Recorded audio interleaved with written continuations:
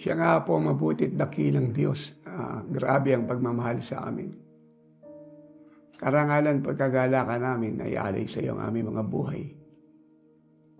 Lamang ito po'y pag-aari mo. Ito ang Panginoon upang tiyakin ang buhay namin sa mundong ito ay magbibigay ng karangalan sa iyo. Pagiging biyaya sa napakaraming tao at pagtatapos ng iyong kalooban. At sa harap ng Diyos Espiritu Santo ang kasama namin ngayon na sama sa amin. Maluwalhati ka. Sa pangalan ng Panginoong Hesus at ang lahat ay magsabi ng Amen and Amen. Glory to God. Simayin niyo po ang isang pinagpalang araw mula sa Diyos ang ating Panginoong Jesucristo. At ako po ay naniniwala na ang kanya pong kabutihan ninyo pong naranasan araw-araw. Napakarami po nagtatanong po sa akin dahil nga sa napakaraming problemang dinadalas po ng mundo at apektado ang ating bansa na kung meron pa po bang solusyon ang lahat ng nangyari ngayon. Tatlong bagay po ang ibibigay ko sa inyo at tayo po ay matamang makinig dahil ito po ay galing sa Diyos. Paniwalaan niyo po ito. Gawin at mararanasan niyo po ang tagumpay sa gitna ng krisis ng mundong ito. Sila niyong krisis na hindi po isang usaping dapat natin ikabahala o ikabalisa sapagkat siya po ay normal na proseso ng takbo ng mundong ito. Especially, ang napakarami pong tao na nananahan sa bawat bansa ay wala sa Panginoong Jesucristo. Pero doon po sa suma sa Kanya, ang lahat po ng ito ay hindi problema. At ang aking po ipapaabot sa inyo tatlong kapahayagan ay sumasaklaw po sa lahat ang nasa Panginoon at wala sa Panginoon. At ang una po ay nandito sa aklat ng Awit, 127 verse 1 and 2. At siya po ibabasahin ko po sa Tagalog version ng Mabuting Balita. Malibang itayo ng Panginoon ang bahay, walang kabuluhang nagsisigawaang nagtatayo. Malibang ingatan ng Panginoon ang bayan, walang kabuluhang gumigising ang bantay. Walang kabuluhan sa inyo na kayo'y magsibagong maaga at magpahingang tanghali at magsikain ng tinapay ng kapagalan sapagkat binibigyan niyang gayon ng pagkatulog ang kanyang minamahal. Ulitin po natin. Psalm 127, 1 and 2. Malibang itayo ng Panginoon ang bahay, walang kabuluhang nagsisigawa ang nagtatayo. Malibang ingatan ng Panginoon ang bayan, walang kabuluhang gumigising ang bantay. Walang kabuluhan sa inyo na kayo'y magsibangong maaga at magpahingang tanghali at magsikain ng tinapay ng kapagalan. Sapagkat binibigyan niyang gayon ng pagkakatulog ang kanyang minamahal. So rito po napakaliwalag ang una pong kapahayagan dapat na sumayin niyo. Ano po yun? Ang inyo pong mga buhay ay dapat pamahalaan pagharian ng ating Panginoong Hesus. Bakit napakahalaga po nun? Sapagkat kung siya pong may-ari ng inyong mga buhay, ay tungkulin po niyang ingatan kayo. Patnubayang gabayan at iyakin na sa gitna ng krisis, gulo ng mundo at panggugulo ng Diablo, kayo po ay ligtas at matagumpay. Maapektuhan po nito ang ating pong pamilya, ang ating kinabukasan at napakaraming tao. Maging po ang ating minamahal na bansa. Dahil hindi po niya magagawang tulungan tayo kung hindi natin siya papayagan. Hindi niya magagawang pagharian tayo kahit napakakapangyarihan niya. Siya po ay may karapatan bilang ating creator, hindi po niya gagawin. Dahil gusto po niya tayo mismo ang magkusa, mag-volunteer. Kapayagan siya maghari sa ating lahat. Ay atin pong babasahin ang kasulatan mula lumang tipan hanggang bagong tipan ay atin pong madidiscovery na ito po ay katotohanan. Pagmula po ng langin ng Diyos ang tao, ilagay sa paraisong sa pangasalukuyan, ang Diablo po ay nanggugulo na at ang mundo ay nalagay na po sa krisis.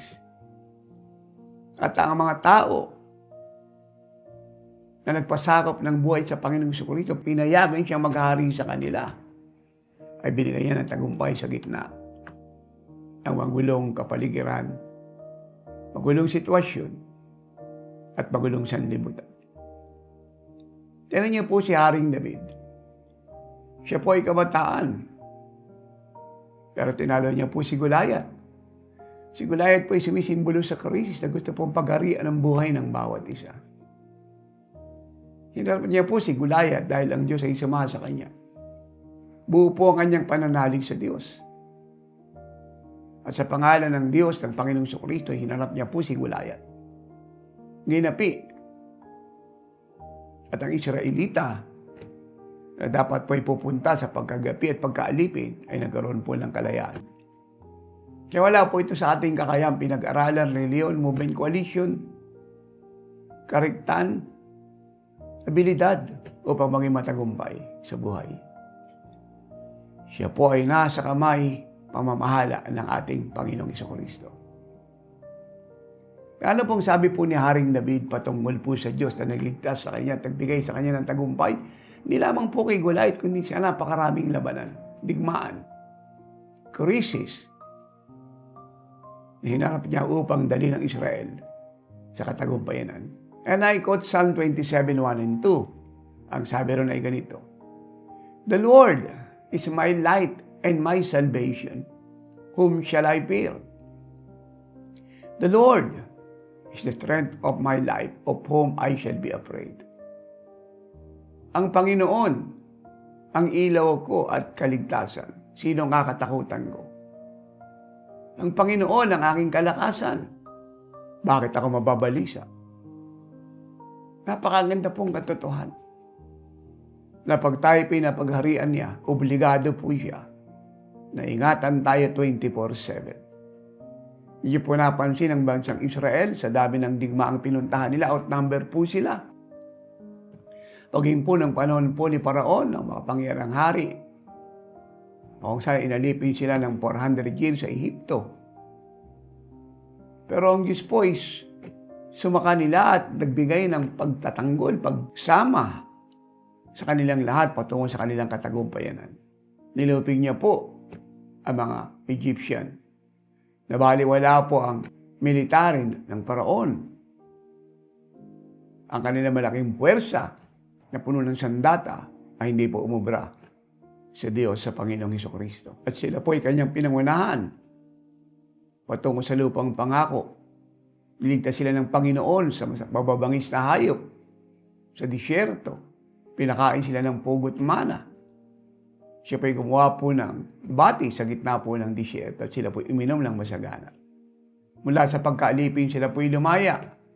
Mula sa kahirapan sila po'y sumagana. Mula sa pagkakabilanggo sila po'y nagharit na muno.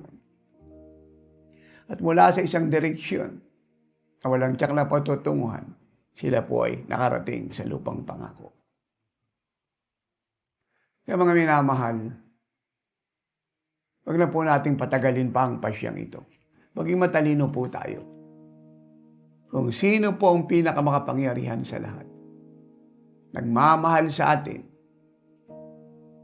handang gawin ang lahat para sa atin, na may kakayang bantayan tayo 24/7, ingatan, laban sa krisis, sa bagyo, sa lindol, sa terrorism, satanism, communism, occultism, sakit, karamdaman, kahirapan, magulong pamumuhay.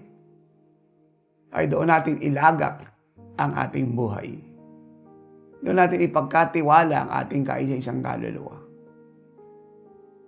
At wala pong ibang mapapagkatiwalaan na nagmamahal sa atin ng sobra-sobra na hindi kaya ipaliwanag na ating kaisipan, maliban sa Diyos, ang ating Panginoong Jesucristo.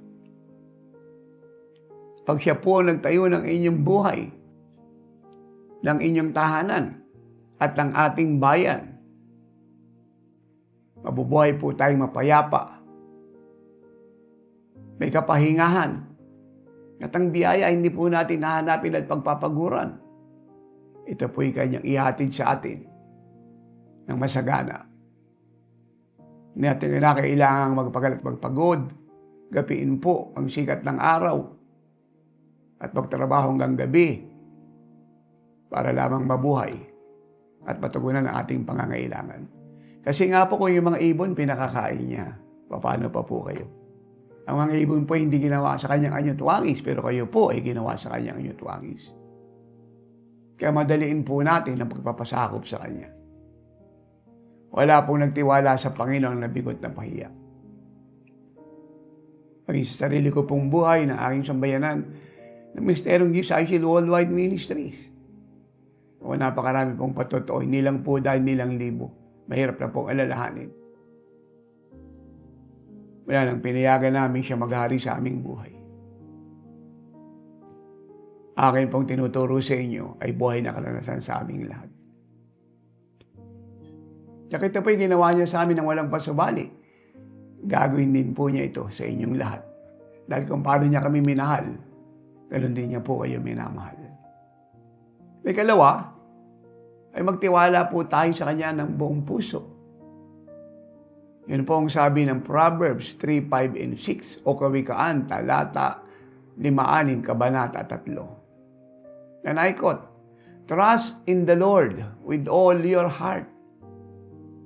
Lean not in your own understanding.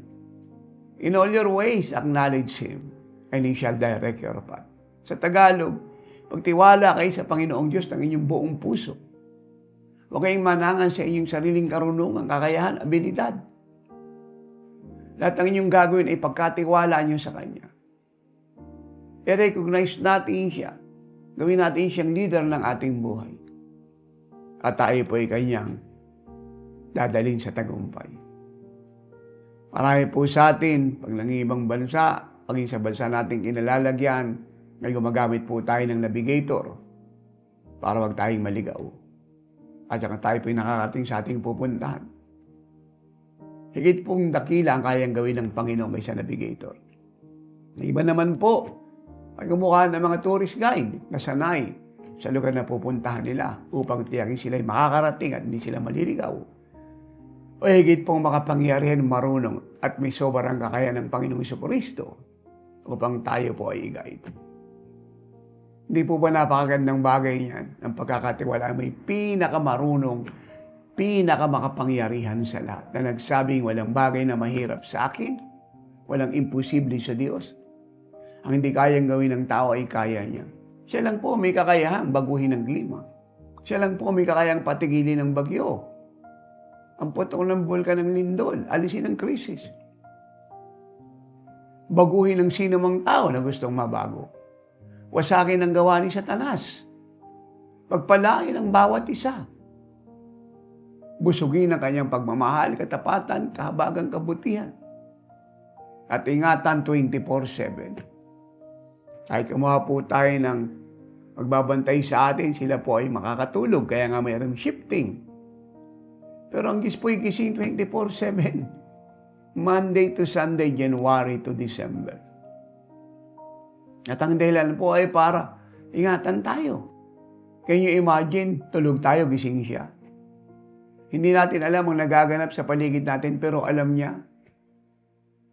Kagaya po ng isang magulang binabantayan ng kanyang anak, especially siya po ay bagong panganak, upang tiyakin na walang insektong kakagat sa kanya. At pag siya humingi ng pagkain kaagad ay matutugunan. Hindi lamang po ganyan ang ating amang sama sa langit. He can do better than that.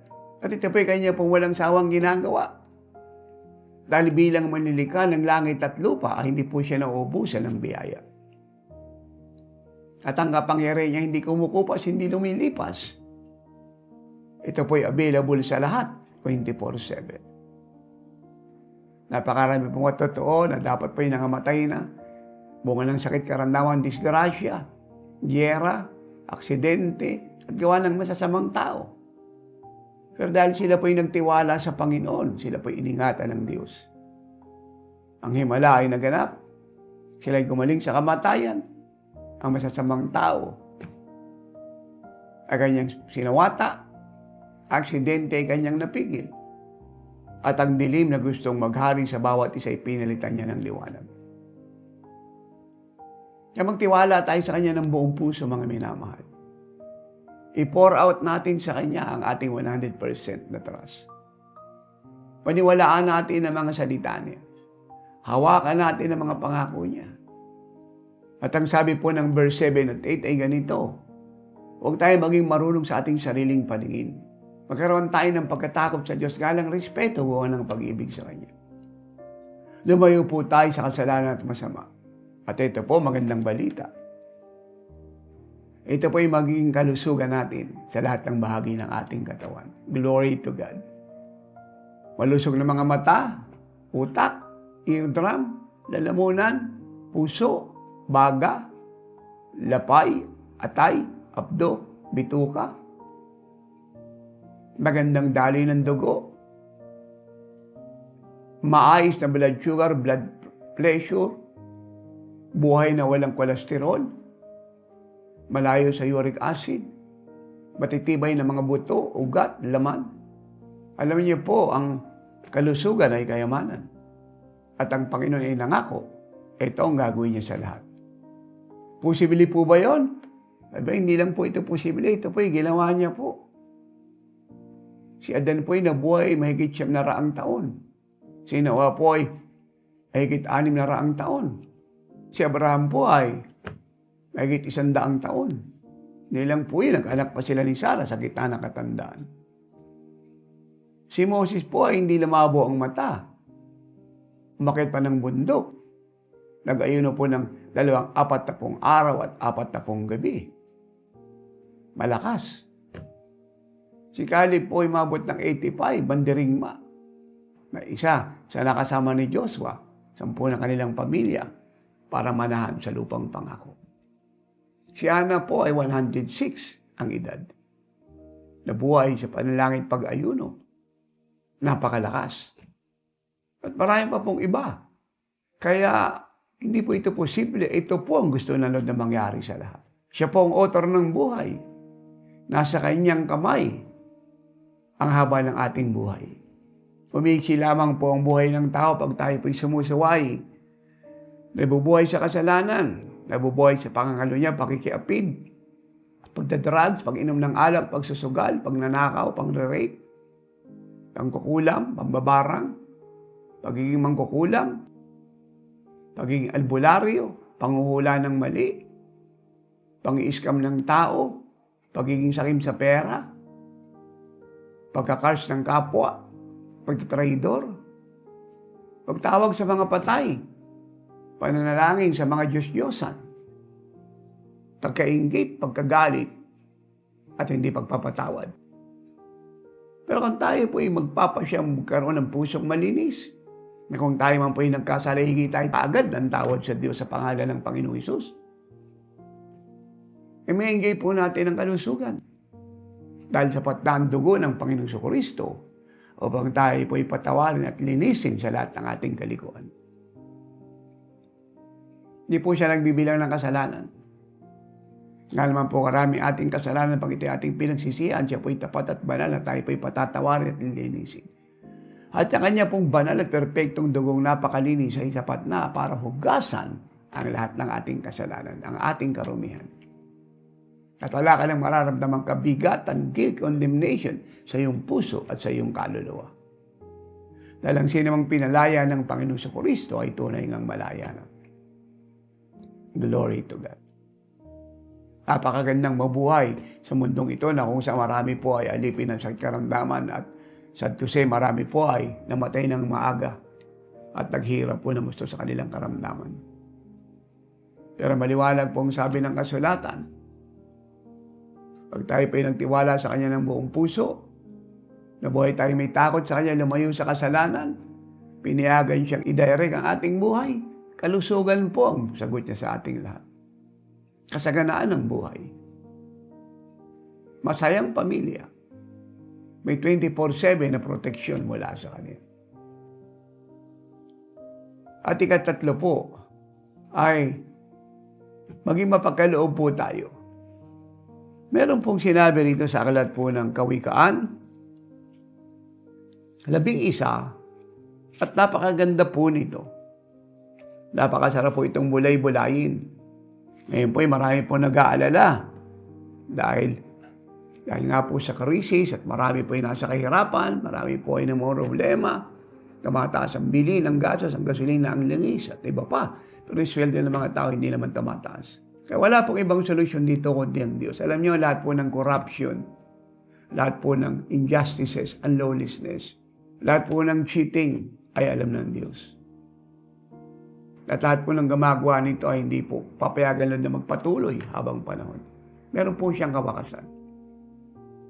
At sa lahat po na nagdadanas ng kahirapang gutom, nag-struggle kung paano makakasurvive sa isang araw, andyan po ang Panginoon. Alam niyo, nung siya po ay mamatay sa krus ng Kalbaryo, inilibing at pagkalipas ng 3 araw ay nabuhay na maguling mula sa mga patay.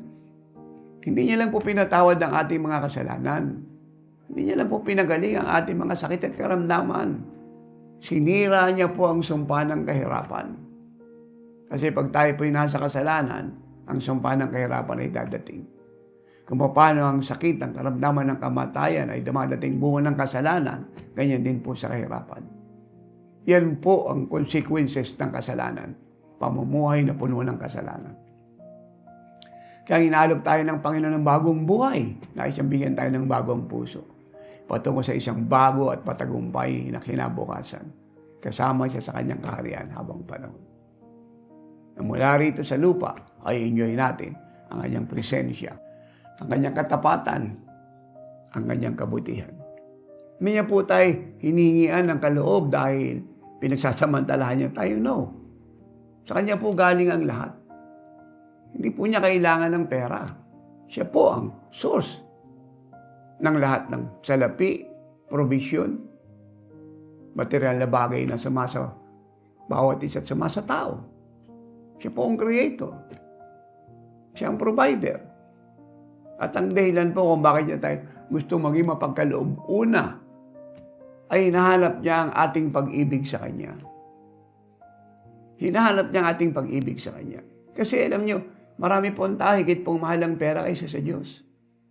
Kaya nga silang panahon magbasa ng Bible, makinig, pumunta ng bahay ng Diyos, sumamba sa Diyos sa Espiritu at katotohanan. Ay kung meron pong gumagawa po nito ay bunga lang ng tradisyon, reliyong kinamulatan. Pero wala sa puso. Pakitang tao. At doon po galit ang Diyos. At ang tawag niya po rin ay hypocrisy, pagkukunwari. May hinahanap niya po ay buong pusong pakikipagrelasyon sa Kanya. Pakikipag-ugnayan, pakikipag-isa. Kagaya ng isang ama sa anak, ng asawang lalaki sa kanyang asawang babae, ng magkakapatid. May relasyon, may pakialam sa bawat isa. May concern, may care. Handang dumamay. Sincere. Hindi po pakitang tao. Hindi pagkukunwari at walang balak magsamantala sa kanyang minamahal. Hinahanap niya ang ating pag-ibig. Maring masabi niyo kung bakit naman kasi minamahal na maraming pera kasi marami silang pera. No. Napakarami po sa kasulatan mahirap mas mahal ang pera kaysa sa Diyos. Iba nga po kinakaras pa ang Diyos. Dahil akala po nila ang Diyos po ang dela ba sila naghihirap? Akala nila sila isinumpa ng Diyos. No. Wala po siyang isinusumpa. Mahal niya po ang lahat. Ang diablo po may gawa nun. Bunga ng kasalanan. Hindi po siya ang author ng kamatayan, sakit, karamdaman, kahirapan, magulong buhay. Si Satan, bunga ng sin. Nagkaroon po siya ng access. And the Lord came to this world to redeem us from the curse of the law. He break that bondage. Ganun sabi po na 2 Korinto 8:9, siya na mayaman sa lahat, at yun po ang Panginoong Kristo, ay naging mahirap. Upang tayong mahirap, bunga ng kasalanan ay yumaman sa pamamagitan niya. Nung siya po ay mamatay sa cross, ay kinuha niya po ang ating sakit, karamdaman, kahirapan, kamatayan. At pinalitan niya po ito ng kasaganaan. Alam po ba ninyo, pag ang Panginoong Kristo ay sumayin niyo, lahat ng samayin niyo. Ano pong sabi po ng Romans 8:31 and 32? If God is for us, who can be against us? Kung Diyos ay para sa atin, sino po ang mananalo sa atin? Sino magtatagumpay laban sa atin? In verse 32, kung malaya niyang naibigay ang kanyang bugtong na anak, bakit hindi niya malayang ibibigay sa inyo ang lahat ng inyong kailangan? You see that? Kung naibigay niya po sa inyo ang kanyang bugtong na anak ng malaya, hindi natin binayaran. sa laki ng pag-ibig ng Panginoon sa atin ay kung saan niyang ibinuhay sa kanyang buhay sa krus ng Kalbaryo upang tayong patay sa kasalanan ay bigyan ng buhay na walang hanggan. Paano pang material na bagay? Impact.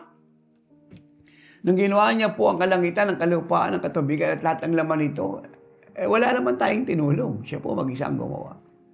At magmulat po tayo ng mata sa pangunguna ni Eva at ni Adan, lahat ng kailangan natin ay nandiyan na. At nawala lang po ito, pumangit po ang magandang creation nilikha ng Diyos nung ang dalawa po ay magkasala. At sinamantala ni Satanas yan upang muluhin ang mundo. At hanggang ngayon, yun po ang katotohanan. At mababago lamang ang takbo ng buhay natin, ang ating kapalaran, at babalik tayo sa magandang kalagayan pag tayo po ay nagpunta sa Panginoon. Hindi po tayo hinihingian dahil gusto niya tayong maghirap. Alam niya po ang ating kalagayan. Hinahanap niya ang ating pag-ibig. Ikalawa, ng ating pananampalataya. Sa Kanya dapat ilagay. Hindi sa patay, hindi sa rebulto, hindi kani-kaninong politiko, hindi sa ating lakas, sa ating pinag-aralan, sa ating kakayahan, kundi sa Kanya. Anong sabi ng Lord in Mark 11:22? Have faith in God. Sumampalataya kayo sa Diyos. Sa Diyos nyo ilagay ang inyong pananampalataya. Inutusan niya po tayo maging mapagkaloob dahil hinahanap niya ating pananampalataya. At wag po tayong matakot at mag-alala, hindi kayo mawawalan. At ito pong pag-ibig natin sa Kanya at pananampalataya sa Kanyang mga pangako ay pinakikita natin sa pamamagitan ng pagsunod. Tuloy-tuloy na pagsunod. Napakarami pong kilala, baul sa utang, walang-wala, depressed, iba nga po ay gusto po magpakamatay. Nang tayo po yung marinig sa ating mga turo at nagsabi, makaloob tayo sa Diyos. Hindi dahil ko sa inyo maghirap kayo at hindi niya kailangan ng pera ninyo. Ito ang dahilan. Hinahanap niya ang inyong pag-ibig sa Kanya at pananampalataya. At nang sila po ay sumunod, hindi lang po sila nakahon sa hirap. Hindi lang nagkaroon ng negosyo at nakapag-abroad. Sila po yumaman at sumagana at sila pa nagpapautang ngayon. Dahil kaya ng Panginoon na pasaganain tayo at pagpalain. Again, kung naibigay niya yung kanyang buhay, ano pa po itong material na bagay? Think of it. Isipin niyo pong maigi yan. Isipin niyo maigi. Hindi nga niya pinagkait ang Panginoong Isus Ibinigay sa atin ang kusa ng God the Father. Ano pang ipagkakait niya sa inyo? Siya po ang gumawa ng langit, ng araw ng buwan. Kaya paano kung tinanggal niya po ang kalangitan, ang araw, ang buwan, ng hangin? Paano pa po tayo makakasurvive? Nananatili po sa dilim ang buong mundo. Hindi niya po pinadala ang ulan na kailangan ng mga lupain, ng mga gulay, ng mga prutas para mainom ng mga tao at ng mga hayop. Hindi lahat tayo nito ay mamamatay sa uhaw at gutom. Kung saan niya pong ginawa yan? Siya rin po nagpaparami ng ani. Nataon lang po hindi ito maunawaan ng marami, tila nararanasan kasi ala sila sa Diyos. Hindi naman po lahat, iba po kasi ay matigas ang ulo. Ayaw makinig sa Diyos, sa salita ng Diyos, sa pinangangaral ng kanyang totoong lingkod. Nilalagay ang pagtitiwala sa sarili niya at itong ganitong turo. Walang pagsasamantala at punong-puno ng pagsusumamo sa inyo para makaahon kayo sa kahirapan, kino-question. At sinasabing ito'y pera-pera lang. Totoo po yun. Doon sa mga mandaraya. Doon sa mga ginagamit ang reliyon para yumaman. Upang habulin ng mga politiko kapalit ng pera. Pero sa totoo mga apostol na tumulad sa ehemplo ng Panginoon, hindi po yun totoo. Sila po'y nanghihingi ng pera para sa sarili nila. Ito po'y kaloob nating lahat para iligtas ang Pilipinas. Ihatid ang ebanghelyo sa buong mundo. Ayun po minabayad natin sa TV, sa radyo. Ginagamit sa Mission of Love, sa Mission Travel. Ang nakikinabang po ay ang subject sa mga lugar na ating pinupuntahan bansang ating binibiyahe at mga bayan na binibigyan natin ng pagkain, tulong, salapi at iba pang kailangan nila. Kami po ay sisidlan lamang na naglilingkod na may katapatan at matuwid na paglilingkod. Kalinis po ang aming puso sa larangan po ng usaping ito. Kaya hindi ko po kayo masisi kasi yun po talaga ang nangyari. Hindi po yung nabungaran ko 67 years ago. Pero mapalad po ako at naawa ang Panginoon buksan ng isip ko. Kaya ang sinasabi ko po sa inyo ay karanasan ko mismo. Hindi niya na ako pinagaling, niligtas sa kamatayan, binigyan ng bagong buhay, ng matagumpay na pag-asa. Pinagpala niya po ako. Buhay na po ng lingkod ng Diyos sa kanyang sambayanan at ng buong GCIL Worldwide Ministries at napakaraming fellowship nasa iba't ibang reliyon na nasa covering ko ang magbigay sa Diyos. Kaya kami po ay masagana. At buong puso namin pinagmamalaki na wala nagpala sa amin, nagpasagana maliban sa Panginoong Jesucristo. Sabi niya po yun. Siya ang nangako. At wala siyang pangako hindi niya tinutupad. Wala siyang sinasabing hindi niya kayang gawin. Lahat ng pangako niya at sinasabi niya ay ginagawa niya. Kaya kasabay po ng ating pagkakalabay pangako. Ano pong sabi niya po sa Malakias chapter 3 verse 10? Dalhin niyo ang inyong mga ikaputandog sa bahay ko. At bubuksan ko ang mga bintana ng kalangitan. Mga bintana ng kalangitan. At ibubuhos sa inyo. Ibubuhos. Hindi niyo pagpapaguran, hindi niyo hahanapin. Ibubuhos sa inyo ang pagpapalang walang sukat paglagyan. You must believe that. At sasaway niya si Satanas para hindi na kayo pahirapan, guluhin, dalhin sa krisis, wasakin ang inyong pamilya, ang inyong kalusugan, ang inyong kinabukasan, ang inyong trabaho. Sasaway niya, papagalitan niya. Isn't that so good? Tulog kayo, ang diablo ay nagpaplano ng masama laban sa inyo, ang Diyos po'y gising at siya po'y pinagagalitan, sinasaway. Isn't that so beautiful to hear? Amen? You must believe that. Ang Diyos mismo nagsalita. Hindi ako, siya mismo. Kinukot ko lang yan. Dalhin niyo inyong mga first fruit ng inyong mga ani, ng inyong mga biyaya. Papaapawin ko inyong sisidlan sa biyaya. Sipin niyo po yun. Hindi ako nangako niya, siya. You can read that by yourself. Kawikaan 3:9 and 10. In English, Proverbs 3:9 and 10. Wala po ako rito sa sarili kong turo, pananaw, dictionary, at opinion. Pinapangaral ko sa inyo yung salita ng Diyos. Kaya kung meron po nag-aakusa sa katotohanan ang ang Diyos po inaakusa nila, hindi ako. Kaya nga natin minabasa sa kasulatan para malaman yung ito ay salita ng Diyos. At di ko rin po kayo masisi kasi ganun talaga nangyari sa maraming reliyoso at may reliyon. Iba't ibang mga nagsasabing sila nasa Diyos, mga ngaral, may titulo mga apostol, propeta, evangelista, bishop, pastor, guro, pero marami po yung fake.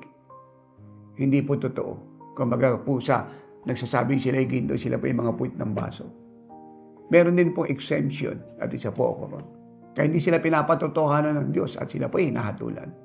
Dahil sila po yung nagsasamantala sa maraming tao, here and abroad, at ginagamit ang pangalan ng Panginoon upang magsiyaman. Kagaya ng mga politiko, ginagamit ang posisyon para pagsamantalahan ang sambayan ng Pilipino. Kaya hindi kayo dapat mag-alala kung sa akin kayo nakikinig sa oras ng himala. Sa GCIL kayo umaaten. At sa anumang bayan, bansa ako pumunta, ay pumupunta kayo. Dahil alam niyo ang katotohanan ng sinasabi ko yung totoo. At napabilang kayo sa milyon-milyon here and abroad na naligtas gumaling lumayat na pagpala at nagsimulang mabuhay kagaya ng Panginoong Jesucristo. At ito pa po ang pangako niya. Kawikaan 11:24-25 in English, Proverbs 11:24-25. Makinig po kayong maigi. May nagsasabog at tumutubo pa. Ang ibig sabihin po ay walang tingin na nagkakaloob. Wala ilagay sa offering bucket. Naghahasik na naghahasik, kagaya ng punla na nilalagay sa lupa. Yun ang ibig sabihin. May nagsasabog at tumutubo pa. At may humahawak naman ng higit kaysa sa karampatan, ngunit nauwi lamang sa pangangailangan. Sa ibang translation, ito po ang sabi. Ang mapagbigay ay yumayaman. Ang madamot ay naghihirap. Yun po ang ibig sabihin. Ulitin po natin. Kawikaan 11:24-25, Proverbs 3:24-25. Sa mababaw na Tagalog, ang madamot ay naghihirap. Pero ang mapagkaloob ay sumasagana. Yumayaman, hindi ako may sabi niya ng salita ng Diyos. At marami na po nakasubok niyan. At siya po itong dahilan kung bakit maraming mayaman nagninegosyo, nag-abroad ay naghihirap. Kasi madamot. makasarili. Ayaw po ng Diyos nun eh. Yung pakisa po ito sa katotohanan kung ba't gusto niya tayo magbigay kahit may pangangailangan tayo. Kasi gusto po niya i-deny natin yung ating sarili. Ayaw po niya tayo po maging makasarili. Gusto niya po, alam mo ang kalagayan natin, tayo po ay maging pagpapala sa lahat. At pag ito'y pinamuhay natin, siya po ang magpapala sa atin. Hindi tao siya. Yun po ang sabi ng Proverbs 19, verse 17, God will repay you. Ang Diyos ang magbabayad sa inyo, siya po ang magpapala sa inyo. Hindi ang tao, hindi ang sino man. Especially, tinutulungan natin yung mahirap. At yan nga pong mission of love, yan ang mission travel. Poor in the spirit, poor in finances, poor in health, poor in joy, poor in peace, poor in salvation. God repay us. Pag meron tayong pag-ibig sa mga mahihirap at nangangailangan ng kalinga. Kaya nga po yung mga naging bilyonaryo, mandaraya ng lupa, ng sweldo, at ari-arian ng mahirap, may hatulan ng Diyos yan. Dahil hindi papalagpasin ng Diyos yung ganyang kalikuan at corruption. Hindi nyo napansin. Ang dami na pong lupa ng marami, mga bilyonaryo na sila, ang dami ng negosyo at property ay hindi pa nagtataas ng sweldo. Kinukuha pa po yung ari-arian ng maliliit. Ginagamit ang kanilang lakas, kapangyarihan, connection. Papanagutin po sila ng Diyos. Yung kanila po mga tinatamasang kayamanan ay bilang na ang araw. Lahat po ng ito ay papanagutin ng Diyos. Malinaw po yan sa kasulatan. At ituloy po natin. Verse 25. Ang kalulawang mapagbigay ay tataba, lulusog, sasagana, uunlad. At siyang nagdidilig ay didiligan din. Nakuha niyo po yun. Siyang nagpapala ay pagpapalain din. Tinan niyo po ito. Ang pagbibigay po ay kagaya po ng pagtatanim. Walang aanihin na magsasaka, maliban pang tanim siya. Kahit siya po ay may ararong maganda, magandang panahon, may ulan, magandang lupa niya. Pero wala pong mamumungang binhi, nalibang siya po ay magtanim. Ano pong ibig sabihin ng aking pinangangaral sa inyo? Ang tawag po dyan ay the law of sowing and reaping. Aani lamang ang magsasaka pag siya po ay mayroong itinanim. At kung siya po hindi tumitigil sa pagtatanim, hindi rin siya titigil sa pag-ani. At kung siya po ay maraming tinatanim, marami rin siyang aanihin. Ganun po kasimple yun. Ang tawag po dyan ay prinsipyo na proved, tested, ng milyong-milyong dating mahirap, isa na po ako ron, na ngayon ay pinampala ng Diyos. Ito po ang susi. Inuulit ko, hindi niya kayo hinihingian ng pera dahil gusto niya kayong mawala, lalong maghirap. Hindi niya kayo inutusan magbigay dahil kailangan niya yung pera natin, no.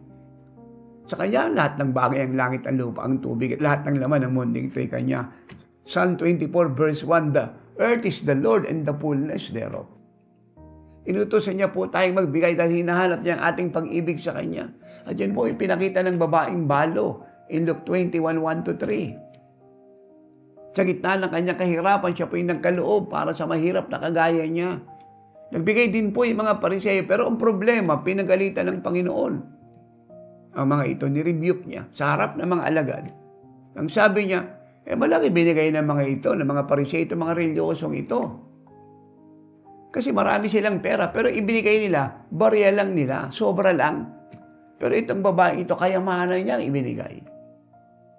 Sa maliwanag po rito, mahal ng babae ang Panginoon.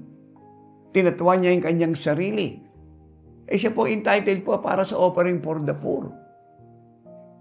Pero siya pa po nagbigay sa kapwa niya mahirap. Ito po yung nakakalugod sa Diyos. Dapat ganito ang buhay ng lahat, lalo na po yung mga nagtuturo sa reliyon, yung mga ministro ng tao, sa movement coalition, iba't ibang fellowship, samahan, sekta mo, at iba't ibang organisasyon. Maging magandang ehemplo para mapagpala ang lahat. Nawaan niyo po yun. Inutusan niya po tayo na maging mapagkaloob dahil hinahanap niya ating pananampalataya. Gusto po niya ipakita nating naniniwala tayo sa mga pangako niya. At ang ating pag-ibig at pananampalataya sa Kanya ay pinakikita natin sa pamamagitan ng pagsunod sa Kanyang mga utos.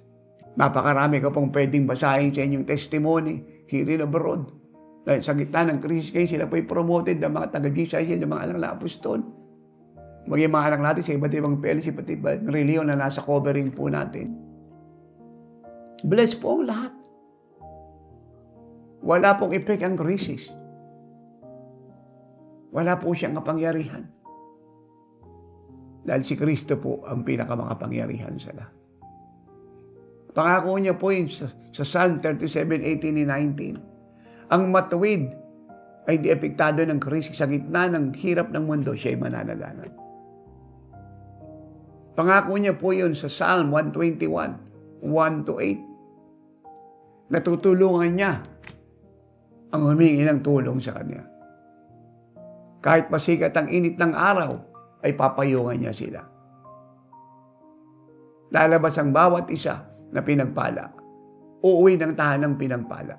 Walang gawa si Satanas ang may kakayang sila po'y saktan. Dahil si Jesus mismo ang nagpasya ang ating Panginoong Jesus na maging baluti at kalasag ng kanilang mga buhay. Glory to God. Nakuha niyo po yan, mga minamahal. At yun din po ang sabi ng Proverbs 3:23-24 pababa. Na habang naghihirap ang mundo at nasa krisis ang mga liko, ang mga anak ng Diyos ay mananaganap. At ito po yung maganda. Job 36:11. Listen carefully. Ang sabi po ay ganito. If you will serve and obey Christ, God, you will spend your days in prosperity and your years in pleasure. Hallelujah. Pagka kayo po'y nagpasya na paglingkuran at sundin ang Panginoong Jesucristo sa gitna ng hirap at krisis ng mundo, kayo po'y masisiyahan. At ang inyong panahon at taong ilalagi sa mundong ito ay inyong kaligayahan, inyong kasaganaan. Purihin po ang Diyos. Kaya mga minamahal, isa pa pong kapahayagan mula sa bibig mismo ng Panginoong Jesucristo ang gusto kong iwan sa inyo bago tayo manalangin. Luke 6:38 o Lucas 6:38. At itong sabi ng Panginoong Jesucristo sa inyong lahat. Magbigay kayo at kayo bibigyan. You must believe that. Paano kayo bibigyan? Hustong takal, siksik, liglig, umaapaw, at walang sukat paglagyan. Ang ibabalik sa inyo ng Diyos sa pamamagitan ng mga taong hihipungin niya. Dahil ang panukat na ginamit ninyo ay siya rin panukat na gagamitin niya sa inyo. Malinaw po yun. You must believe that. And be excited that when you give to the Lord today, you will receive. Magbigay kay bibigyan. The Lord Jesus Christ said to you, hustong takal, siksik, liglig, umaapaw, at walang sukat paglagyan. Glory to God. Hallelujah. You must believe that. At yan po ang hinahawakan namin. At ito po'y totoong-totoo. Si Satanas lang po ang sinungaling, ang mga kulto, ang satanista, ang mga terorista, ang mga politikong korap, ang mga bilyonaryong korap, ang mga mandaray at manluloko. Pero si Kristo po ang Diyos na may gawa ng langit at lupa, hindi. At nilang po siya nagsasalit ng ngangako. Kaya niya pong tuparin ang mga pangako niya. Kailang daan niya, kailang libo, kaya niya. Dahil walang bagay na mahirap sa kanya. Siya ang Diyos na pinakamakapangyarihan sa lahat. Praise God. Hallelujah. Kaya dyan po ang bangangaon ng GCIC Worldwide Ministries. Ang Diyos po ang may-ari niyan. Yung atin po mga kaloob na first fruit, tithes and offerings sa kanyang ministry ginagamit para sa paglilitas ng bansang ito kasama ng inyong pamilya at buong mundo. Pagpapalaganap ng kanyang salita. Paghahatid sa mga may sakit karamdaman ng kagalingan ng nasa kadiliman ng liwanag, buhay sa mga nasa kamatayan, kapayapaan sa mga naguguluhan, katamang direksyon sa naliligaw na landas. At ang Diyos po magpapala sa inyo. Paniwalaan niyo po ang mga kabanata talatang pinaabot ko. Yang inyo po mga bawat pledge para sa ating mission travel, sa Mission of Love, ay ito pa rin po ninyo, magdagdag pa po kayo. Ang inyong mga pangako sa inyo po mga pledge sa television. Alam niyo naman, napakarami nating television sa radio.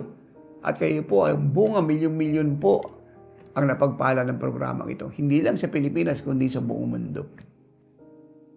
ng ating translation, ng ating application, ng Oras ng Himala application, ng ating Oras ng Himala channel sa cable TVs 24/7. Diyan po napupunta ating ibinibigay. Kaya tumawag po kayo sa ating hotline para sa inyo po mga monthly pledges, sa inyong mga kaloob, sa mga humahabol sa first fruit, sa mga vows ninyo na hindi nyo natupad ng mga nakalipas na buwan, ngayon ito pa rin ninyo at dagdagan nyo pa para dumami inyong biyaya. Dahil kayo po mapapagpala, walang iba kundi kayo. Dahil ang Diyos ang inyong binigyan. And you cannot outgive God. You cannot. He will always outgive you. Praise God. Kaya nakaka-excite. Maghulog po kayo kaagad.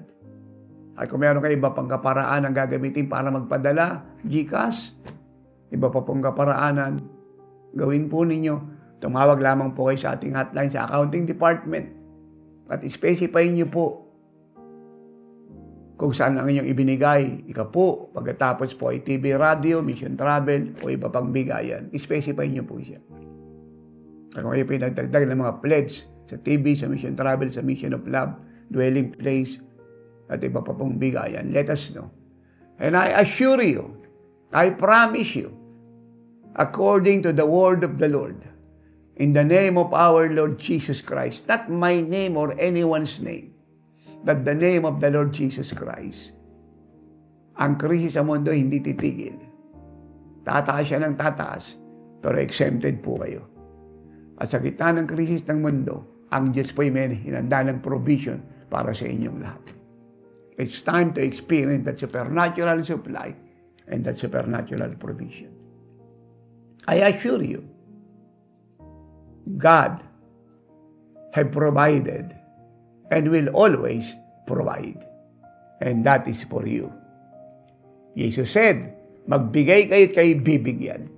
Hustong takal, siksik, liglig, umaapaw, at walang sukat paglagian.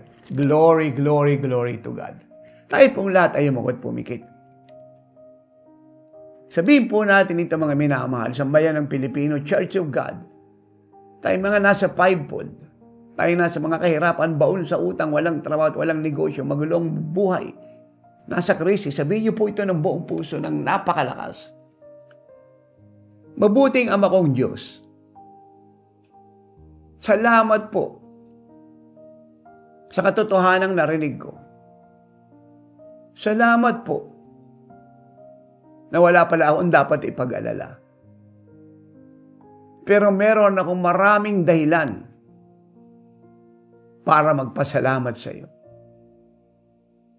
Malinaw ang katotohanan na narinig ko sa bibig ng iyong totoong apostol, Apostol Renato Di Carillo.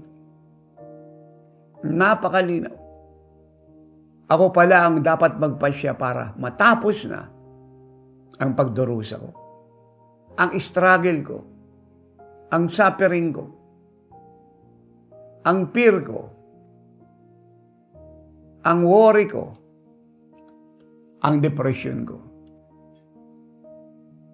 Patawad po sa aking pag-aalinlangan ng nakalipas.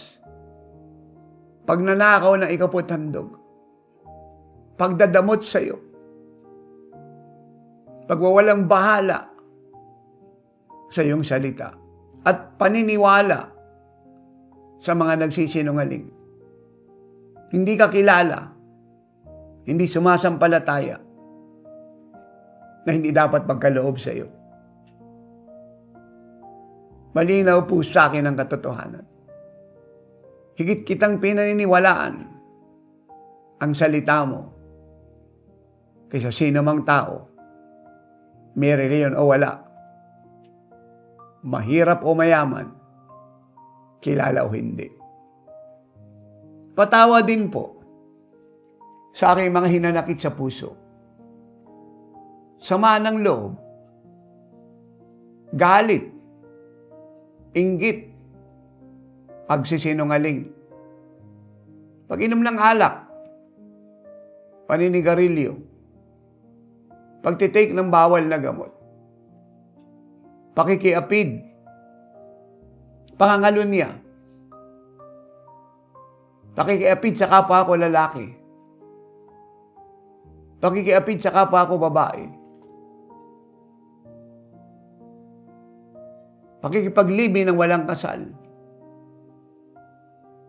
Patawad po.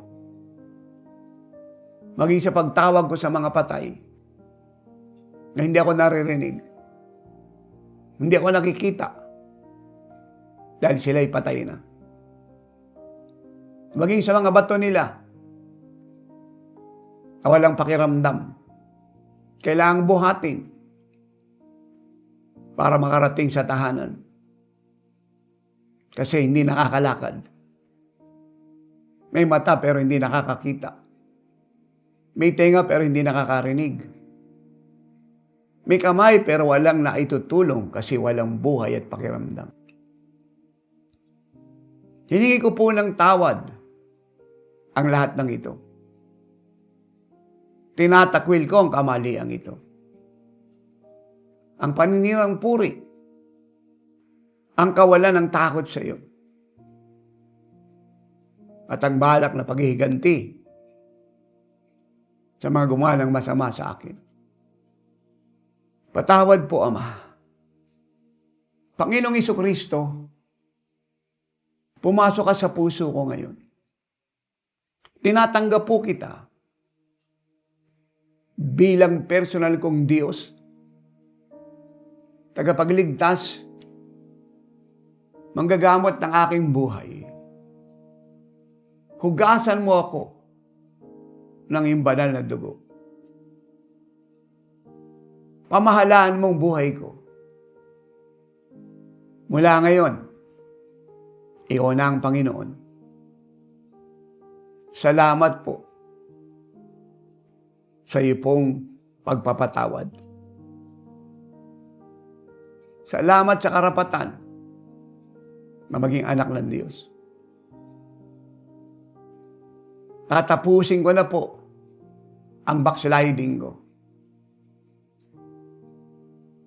Paglilingkuran kita, mamahalin habang panahon, at sasambahin sa Espiritu at katotohanan. Pinatatawad ko na rin ang mga taong ito na nagkasala sa akin. Ngayon din.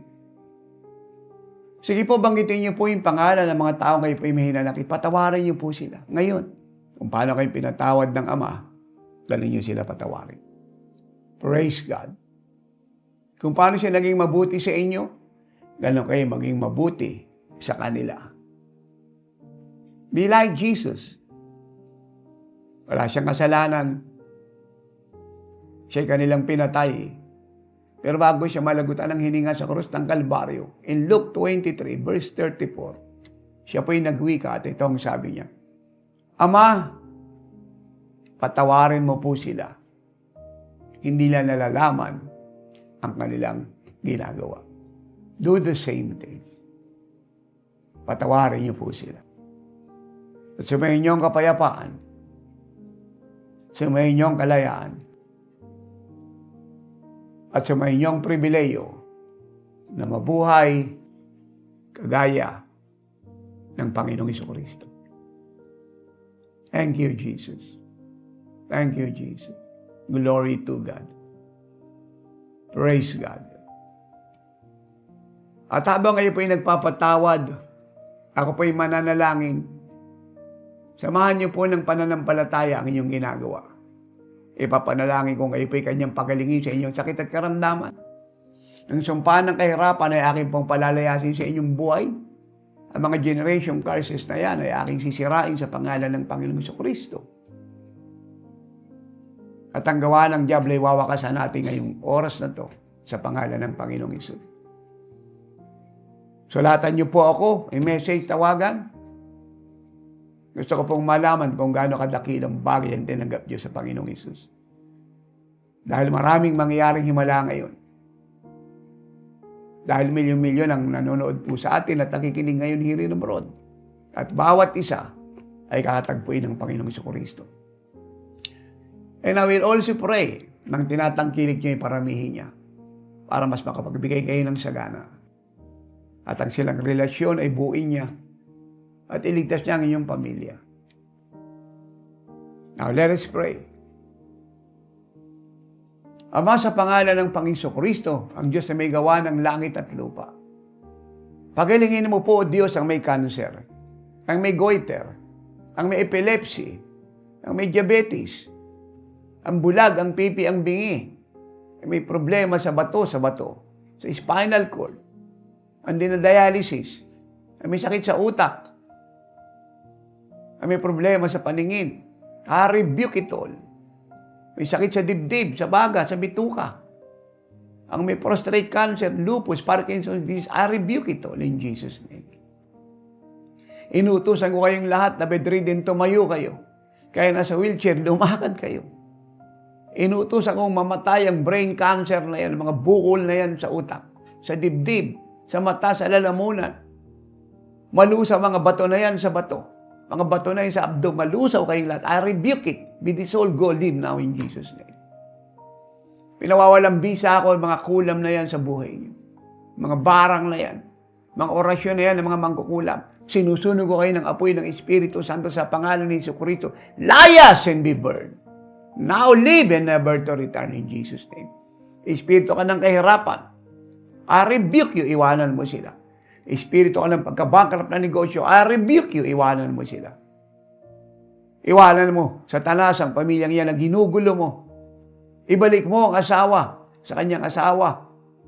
Ang ama na nawala sa kanyang pamilya. Lumayas ka sa kanilang sambayanan. Espiritu ka na aksidente, I rebuke you. Pinawawalang bisa kita. Addiction sa alak, sigarilyo, sugal, sa gawaan ng laman, sa immoralidad, sa fornication, adultery. Go! Be bound in the pit of hell and never to return in Jesus' name. At pinagpapala ko ang buhay ng lahat. Amang walang trabaho, ibigyan mo ng trabaho. Hiningi kong kaligtasan ng buong pamilya here in abroad. Bigyan mo sila ng favor sa kumpanya, Ama.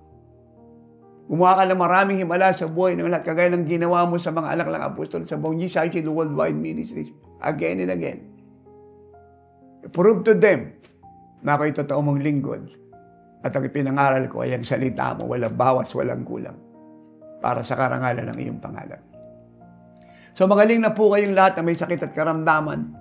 Gumalaw na po kayo, wala na mga bukol nyo, mga sakit nyo po nararamdaman sa amang bahagi ng katawan nyo, wala na tinanggalan ng Panginoon Jesucristo sa kapangyarihan ng Diyos Espiritu Santo. Begin to move, do it now. Gumalaw na po kayo kumilos in Jesus' name. In Jesus' name. My God, ang dami pong himalang laganap. Sabihin niyo ito ng malakas. Mabuti kong amang Diyos, salamat po sa maraming himalang tinanggap ko ngayon. Ikaw nga ang Diyos ng himala, Panginoong Hesus. Napakabuti mo. Magaling na ako. Ligtas na ako. Pati ang pamilya ko. Pinagpala na ako. Matagumpay na ako.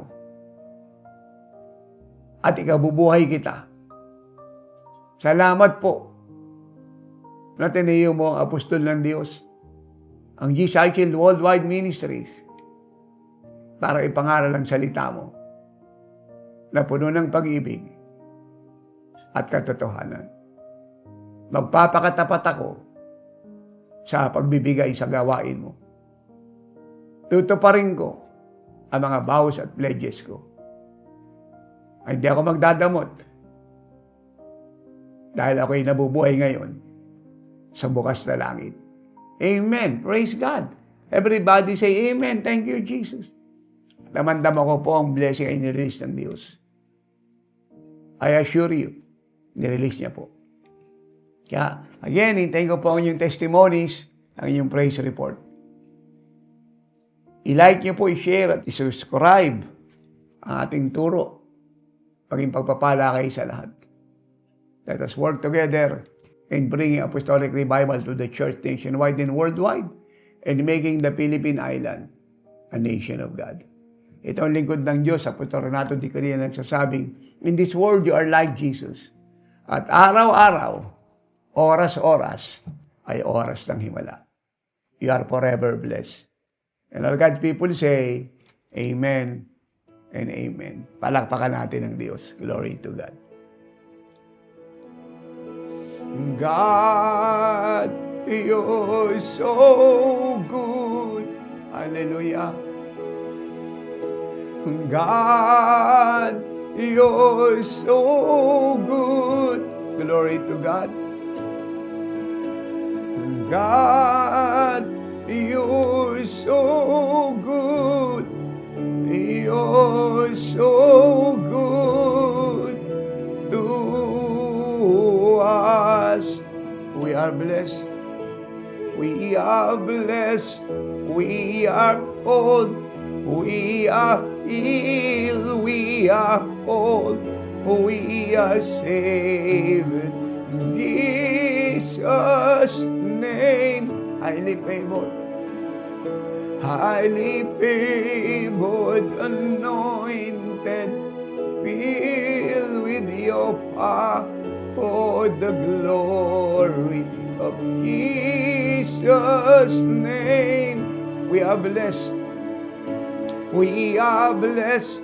We are called. We are healed. We are whole. We are saved. Jesus' name, highly favored,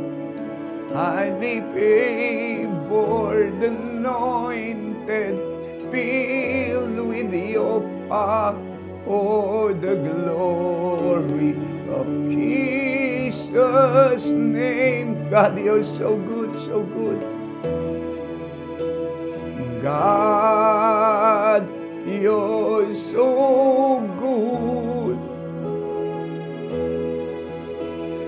God, you're so good. God, you're so good. You're so good to us. God answers prayers. God answers prayer. Praise God. God answers prayer. God answers prayer. You're so good to us. Thank you, Jesus. Amen.